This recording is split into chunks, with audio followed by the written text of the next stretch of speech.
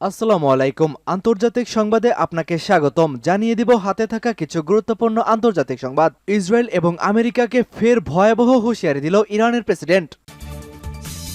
জানিয়ে দিব ফেঁসে গেছে নেতানিয়াহু। ইসরায়েল নিজেই গাজার আল শিফা হাসপাতালে বাংকার তৈরি করেছিল, ভয়ঙ্কর রিপোর্ট ফাঁস হয়েছে। থাকবে এবার নেতানিয়াহুকে গ্রেফতারের নির্দেশ, আফ্রিকা থেকে রাষ্ট্রদূতকে প্রত্যাহার করল ইসরায়েল। এদিকে জাতিসংঘের স্বাধীন ফিলিস্তিন রাষ্ট্রের পক্ষে বার্তা দিল ভারত। সর্বশেষ জানিয়ে দিব ইসরায়েলি হামলার নিন্দা জানাতে অস্বীকার করায় জাতিসংঘ প্রধানকে তোপের মুখে রেখেছে রাশিয়া। ইসরায়েল এবং ফিলিস্তিন যুদ্ধে শুরু থেকেই রাশিয়া ফিলিস্তিনকে সমর্থন জানিয়ে আসছিল। এবার তারই পরিপ্রেক্ষিতে ইসরায়েলি হামলার নিন্দা জানাতে অস্বীকার করায় জাতিসংঘ প্রধানকে চরম হুমকি দিয়েছে ভ্লাদিমির পুতিনের দেশ রাশিয়া। দর্শক, রাশিয়ার প্রেসিডেন্ট ভ্লাদিমির পুতিন তিনি মুসলিমদেরকে চরম সম্মান করেন। এছাড়াও গাজার প্রতি তার অকুণ্ঠ সমর্থন তিনি ব্যক্ত করেছেন। এই রাশিয়ার প্রেসিডেন্ট পুতিন সম্পর্কে আপনি কি ধারণা পোষণ করেন সেটি কমেন্ট বক্সে জানিয়ে দিন। আমাদের ভিডিওটিতে একটি লাইক দিন এবং চ্যানেলটি সাবস্ক্রাইব করে পরবর্তী আপডেট সংবাদ সবার আগে পেতে আমাদের সাথেই থাকুন। আবারও ইসরায়েল আমেরিকাকে যে হুঁশিয়ারি দিল ইরান। ফিলিস্তিনের গাজায় যুদ্ধ নিয়ে আবারও আমেরিকা ও ইসরায়েলের প্রতি হুঁশিয়ারি উচ্চারণ করেছে ইরান। ইরান বলেছে, দখলদার ইসরায়েল অবরুদ্ধ গাজা উপত্যকার নিরীহ বেসামরিক ফিলিস্তিনিদের ওপর আগ্রাসন বন্ধ না করলে মধ্যপ্রাচ্যের ইসরায়েল বিরোধী আন্দোলনগুলো চুপ করে বসে থাকবে না।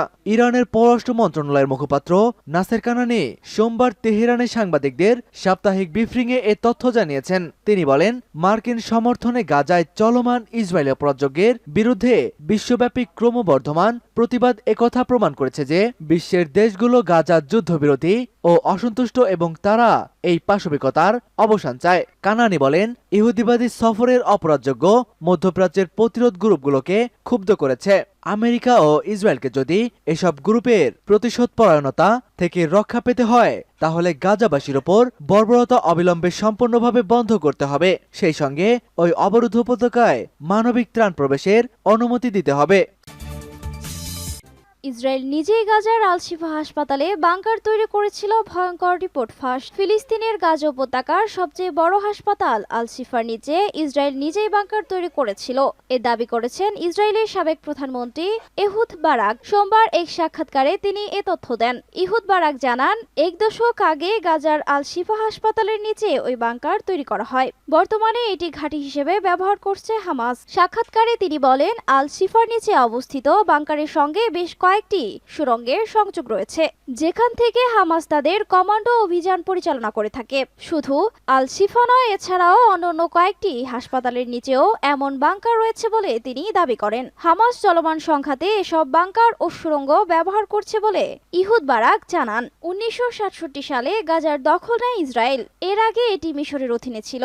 2005 সাল পর্যন্ত পুরো অঞ্চলটি তেল আবিবের সামরিক দখলে থাকে। ওই বছর ইসরায়েল বাহিনী প্রত্যাহার করলেও ঠিক 2 বছর পর গাজার সম্পূর্ণ নিয়ন্ত্রণ নেয় হামাস। দক্ষিণ আফ্রিকার সংসদীয় ভোটের আগে রাষ্ট্রদূতকে প্রত্যাহার করল ইসরায়েল। দক্ষিণ আফ্রিকার সংসদীয় ভোটের আগে দেশটিতে অবস্থিত ইসরায়েলি রাষ্ট্রদূতকে প্রত্যাহার করেছে ইসরায়েল। সোমবার ইসরায়েলের পররাষ্ট্রমন্ত্রী এক এক্স বার্তায় এই তথ্য জানিয়েছেন। তিনি বলেন, সাউথ আফ্রিকার সর্বশেষ বিবৃতির পর প্রিটোরিয়ার ইসরায়েলের রাষ্ট্রদূতকে পরামর্শের জন্য জেরুজালেমে ফেরত পাঠানো হয়েছে। গাজায় যুদ্ধবিরতি কার্যকর না হওয়া পর্যন্ত ইসরায়েলি দূতাবাস বন্ধ এবং ইসরায়েলের সাথে সব ধরনের সম্পর্ক ছিন্ন করার প্রস্তাবের ওপর দক্ষিণ আফ্রিকার সংসদে একটি ভোট অনুষ্ঠিত হওয়ার কথা রয়েছে। হামাস শাসিত গাজায় ইসরায়েলের চলমান নৃশংসতায় পদক্ষেপ না নেয়ায় সমালোচিত হচ্ছে বিশ্ব ফুটবলের নিয়ন্ত্রক সংস্থা ফিফা। জাতিসংঘের স্বাধীন ফিলিস্তিনের পক্ষে বার্তা ভারতের। ফিলিস্তিন রাষ্ট্র গঠনের পক্ষে ভারতের অবস্থান দীর্ঘদিনের। তবে হামাস বনাম ইসরায়েল যুদ্ধ আবহে ভারত ইহুদি দেশটির সমর্থনে থাকার প্রশ্ন উঠেছিল এই অবস্থান নিয়ে। এই সংঘাতের মাঝেও যে স্বাধীন ফিলিস্তিন রাষ্ট্র করার পক্ষেই রয়েছে ভারত, সেটি আরও একবার আন্তর্জাতিক মঞ্চে জাতিসংঘে দাঁড়িয়ে ভারতের প্রতিনিধির সাফ বার্তা। আমরা চাই স্বাধীন ও সার্বভৌম রাষ্ট্রের মর্যাদা পাক ফিলিস্তিন। সংবাদ সংস্থা এএনআই সূত্রের খবর, সোমবার জাতিসংঘের সাধারণ সভার বার্ষিক অধিবেশনে ফিলিস্তিনে মানবিক পরিস্থিতি নিয়ে আলোচনা হয়। সেখানে জাতিসংঘে ভারতের স্থায়ী প্রতিনিধি রুচিরা কম্বুজ বলেন, ভারত চায় ইসরায়েল ফিলিস্তিন সমস্যার শান্তিপূর্ণ ও দীর্ঘস্থায়ী সমাধান হোক। ফিলিস্তিন স্বাধীন ও সার্বভৌম রাষ্ট্র হিসেবে অবস্থান করুক এবং তারা ইসরায়েলের পাশে নিরাপদ ও স্বীকৃত সীমান্ত ভাগ করুক। ভারত সবসময় চায় এ বিষয়ে পুনরায় সরাসরি আলোচনা শুরু হোক।